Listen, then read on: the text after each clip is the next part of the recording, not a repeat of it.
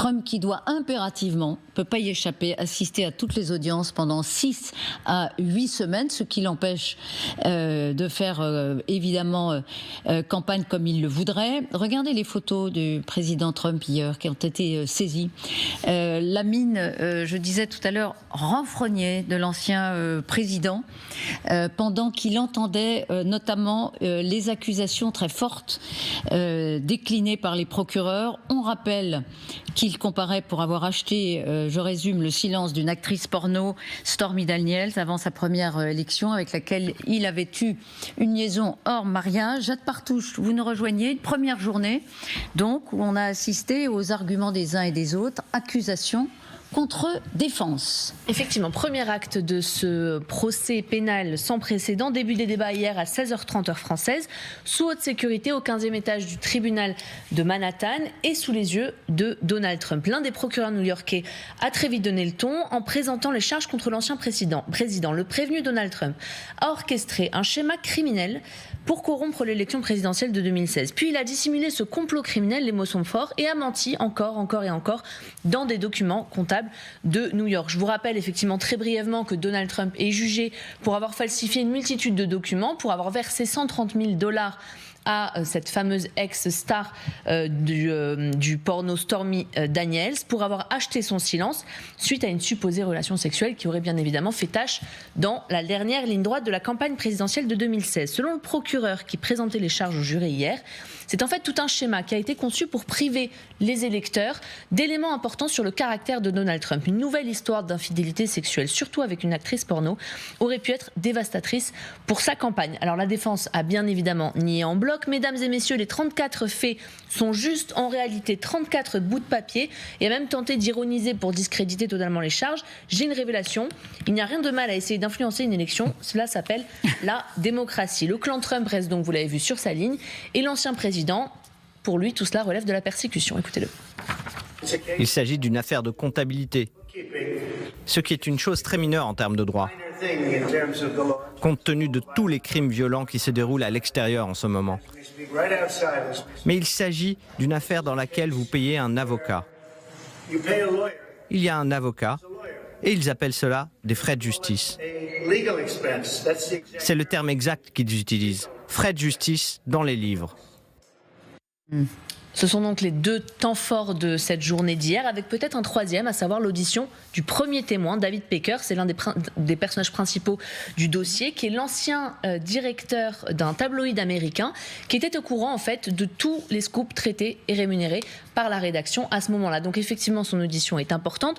Ce témoignage a été très vite écourté, mais ça va reprendre aujourd'hui. Mais ça montre très clairement qu'on est rentré rapidement dans le vif du sujet. Ce premier témoin qui a dit, de mémoire, c'est le journalisme de chéquier que nous pratiquions de toute façon c'est l'honneur courante. De la question, David.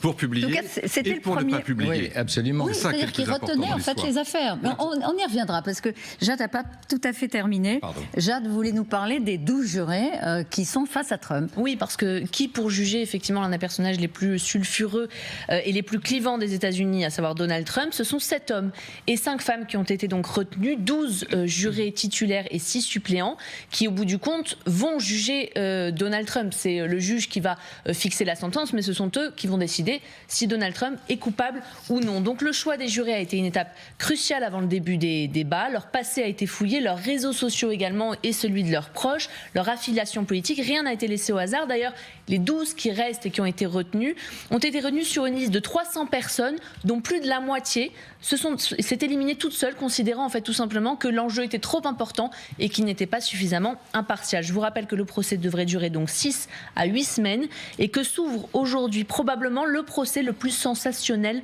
de l'histoire américaine, pour citer l'ancien procureur new-yorkais. Donald Trump va s'exprimer lui-même, ce qui va donc donner probablement des sueurs froides à ses avocats, et surtout l'ancien président des États-Unis risque à peu près 5 mois, 6 mois de prison, et que le temps qu'il perd ici est du temps que gagne Joe Biden dans cette dernière ligne droite à la course présidentielle. Merci Jade. Le procès le plus sensationnel de l'histoire des États-Unis va peser lourd ou pas ? Question. D'abord, comment vous appréciez cette première journée ? Qu'est-ce qu'elle nous raconte ? Moi, je pense que c'est vraiment aujourd'hui que ça va commencer, pardon, avec le témoignage du fameux David Pecker, ancien directeur du National Enquirer, qui est un espèce de tabloïd du journalisme trash complètement poubelle. Et toutes les manipulations de David Pecker ont déjà été révélées par un journaliste qui s'est confié au New York Times Magazine et qui raconte des trucs incroyables. C'est-à-dire que, en fait, ce journal achetait des témoignages pour ne pas qu'ils sortent. Donc ils payaient donc Stormy Daniels, ils ont payé une autre mannequin, ils ont payé le portier. Donc ils ne les achetaient pas pour les sortir, non, ils les achetaient pas pour les sortir, ils les achetaient pour les tuer. Donc voilà, voilà, et puis pour les garder. Alors par contre, mais au service de qui? De Trump, parce que c'est un grand copain de Trump, David Pecker, grand copain de Trump. Et par contre, il y a d'autres histoires, oui, qu'ils achetaient pour balancer. Notamment l'une des cibles privilégiées du National Enquirer, c'était Hillary Clinton. Ils avaient même fait une pour expliquer que Chelsea, la fille des Clinton, n'était pas la fille de son père.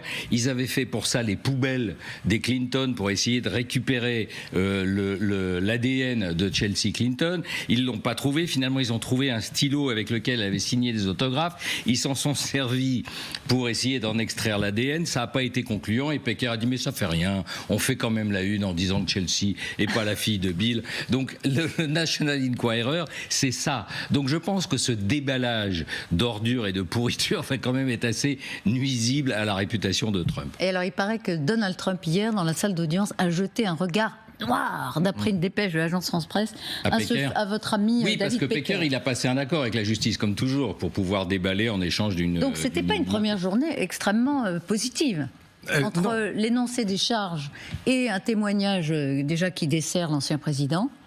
Oui, parce que je pense qu'on va effectivement assister à un grand déballage de linge sale. Ce sera très peu ragoûtant, mais je pense qu'effectivement le plus important c'était hier, parce que dans ce que dit le procureur, c'est pas, en gros, ce qu'il dit, il dit c'est pas une histoire de fesses, et c'est même pas une histoire d'argent. Il dit que c'est une histoire politique. C'est une histoire politique, ouais. Parce que derrière l'idée de payer une actrice porno pour qu'elle se taise, et que cet argent est dissimulé dans les comptes de campagne de la campagne présidentielle. Autrement dit, Donald Trump, si vous voulez, sur les conseils de son avocat, a choisi de dissimuler son crime, alors qu'il était en campagne. Et en sachant très bien qu'effectivement, toutes les révélations, celle-ci et d'autres, pourraient avoir un effet sur son élection en 2016. Et donc, il y a là quelque chose de fondamentalement politique. Parce que quand vous manipulez une élection à ce point, alors que vous êtes à quelques semaines du scrutin, eh bien oui, ça peut renverser le cours des choses. Vous avez entendu, objection, votre honneur, il n'y a rien de mal à essayer d'influencer une élection, ça s'appelle la démocratie, dit la défense. Oui, non, mais sauf que là, c'est pas du tout la même chose. Influencer une élection, c'est lorsque vous allez sur une tribune et que vous dites voilà ce en quoi je crois, voilà pourquoi il faut voter pour moi. C'est ça, influencer le corps électoral. En revanche, dissimuler dans les frais de campagne l'argent qui vous a servi à faire un chantage, à supprimer le témoignage de quelqu'un qui pourrait avoir des répercussions sur votre propre élection, c'est effectivement un crime, et c'est un crime politique, parce que ça revient effectivement à non seulement à cacher des choses, mais s'il avait utilisé, j'allais dire, sa propre fortune, on n'en parlerait même pas.